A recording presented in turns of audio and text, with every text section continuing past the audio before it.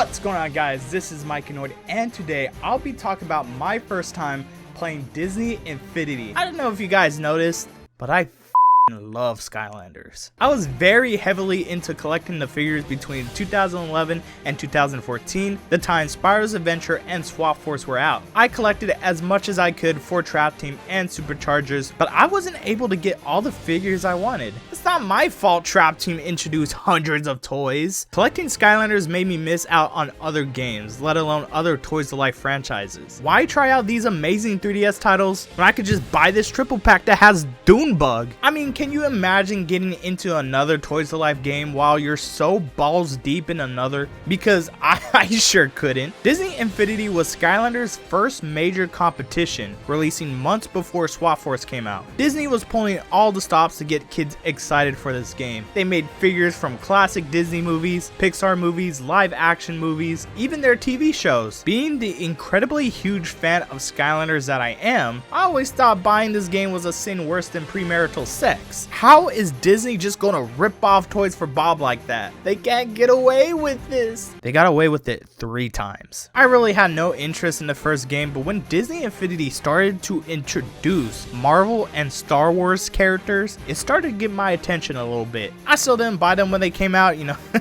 I was playing on my Wii U, living my best life. But fast forward to today, they are no longer making Disney Infinity, so you can find pretty much all of these figures for cheap secondhand. So I managed to collect a small amount of figures and power disc, bought a base, and a game for Nintendo's worst selling console. So I think I'm going to try playing this game for the first time. Obviously, I don't own everything for this game, so I could only give my thoughts from what I have. I got 10 figures, 4 playsets, and 11 power discs. While I do wish I had more to give a better review, this is probably the average Disney Infinity collection most kids had when playing this game. I got everything from the starter pack, so I didn't up with that. The figures I have are Sully and Mike from Monsters University, Mr. Incredible, Dash and Syndrome from The Incredibles, Jack Sparrow, Barbossa, and Davy Jones from Pirates of the Caribbean, Woody from Toy Story, and Lightning McQueen from Cars. These figures are great quality despite having some scuffs from being used figures. I like the fact that they managed to make them all part of the same art style so that no one feels out of place, and each has a unique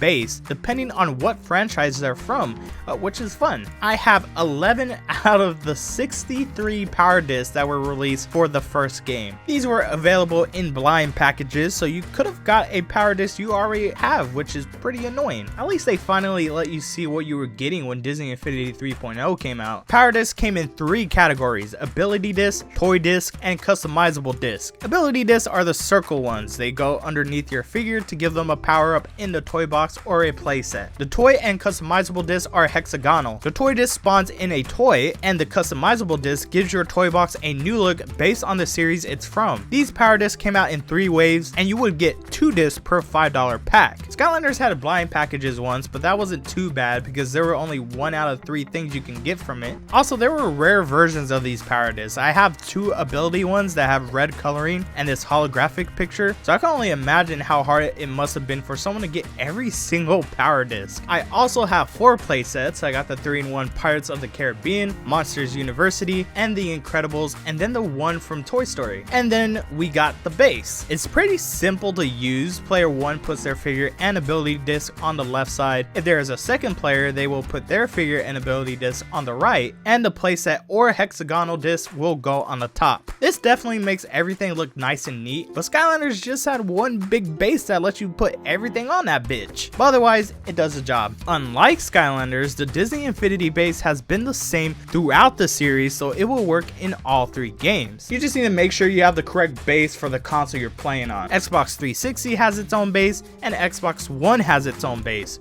which is stupid. That's why I went ahead and found the Wii U version of the game, so I didn't need to worry about finding the right base, and the game is pretty cheap because no one uses the Wii U. I knew the first thing I had to do in this game was to play the 3 starter pack playsets: The Incredibles, Pirates of the Caribbean, and Monsters University. A little fun fact: I have very little knowledge of all 3 of these movies. But thankfully, I don't need to know anything. They each tell their own story just set in their respective universe. I started with the Incredibles playset. Syndrome and his robot goons are trying to take over the city, so you, as an Incredible or Syndrome himself, needs to stop them. Okay, I understand why they made the villains playable characters. Why do they also make them the main antagonists of the story? They did it with Pirates of the Caribbean 2, which I'll talk more about. It's just so weird when the NPCs say we need to stop Davy Jones, but they're talking to him. Instead of Syndrome, they should have made Frozone. Like, where's my superhero? Anyways, you have a bunch of side missions and collectibles you can find in the city, while robots come out of nowhere to fuck you up. This was cute at first, but got real old during my 3-hour playthrough. They gave you a car to use to get around the city, but like,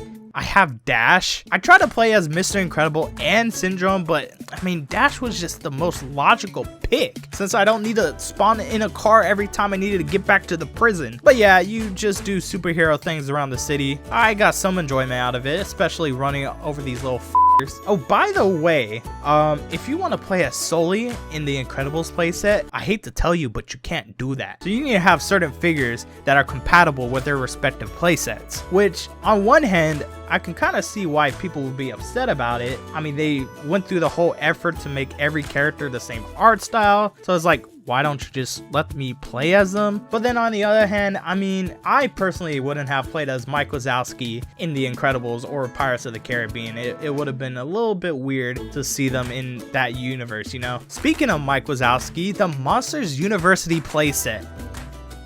Yeah, it's included. I did not care to TP the rival university's campus. I'm sorry. This one did not interest me in the slightest. I'm sure completing it will only take a couple hours, but I could use those couple of hours to play the Pirates of the Caribbean playset. My God, this was way better. You get to sword fight and shoot people, sell your own ship, explore islands. Now this was a fun playset. I finished this one up pretty quickly, but only because I skipped a lot of the side quests. I just wanted to get to the Kraken sooner. Something cool to note, I have all 3 Pirates of the Caribbean figures, so I was able to open up all the chests that requires you to open with that certain figure. So there's the incentive for you to get multiple figures. And finally, I tried out the Toy Story in Space playset. The elevator broke. Yep, it was quite unfortunate that I couldn't play this one, despite only having Woody as my only character. I restarted it twice, and it still wouldn't work.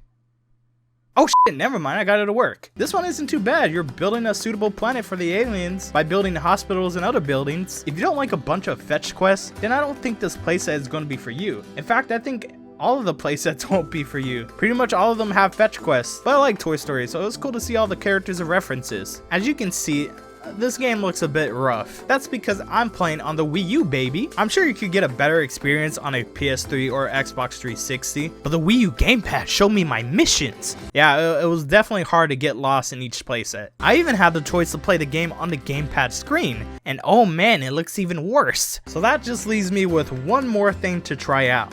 The toy box. And I'll be completely honest, I was a bit overwhelmed with everything. I tried putting down a bunch of stuff and just asked myself, what the f do I do now? I can see its appeal though. You can create your own little world with a castle and a racetrack. It was the only way I could play as Lightning McQueen since I don't have the Cars playset. But I think what would have been cool for me is to check out everyone else's playsets. But unfortunately, the online feature is no longer available with these games. Here's a little bonus, Disney Infinity Toy Box Challenge on the 3DS. Yeah, it's actually a thing. This is the only time they made a 3DS game, and I understand why. It's a Mario Party ripoff. You put 4 players on a game board, roll the dice, and have a chance to play some wacky minigames. The base is kind of cute. It uses an IR port on the 3DS to scan in figures and power disc. It's not the best 3DS game out there by a long shot, but it's an interesting piece of Disney Infinity that some people may have forgotten. Oh, come on, man.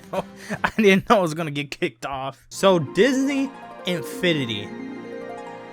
Can I get back to playing Skylanders now? Okay, in all seriousness, I didn't hate this game. In fact, I enjoyed it for the most part, as long as I didn't get stuck in an elevator. This game is obviously aimed heavily towards kids, and I know if I played it when I was a kid, I would have gone batshit crazy over a Sea of Thieves level. I wish I had more figures and the last 2 playsets to try out, but I'm kind of limited on room thanks to my Skylanders and Amiibo figures, and that makes me tempted to buy the gold edition on Steam. You can buy a bundle of all 3 games that comes with everything digital for $60. Not only is that a really good deal, but it's a great way to preserve a Toys of Life game. I wish Skylanders and even LEGO Dimensions did something like this. It was definitely a huge missed opportunity for both franchises to make some extra money. But regardless, Disney Infinity was a cool game to check out, even if my imagination needs a little work. Well, that's going to be it for today's video. Let me know what you guys think of Disney Infinity 1.0 down in the comments below. Thank you guys for watching, and of course, I will see you guys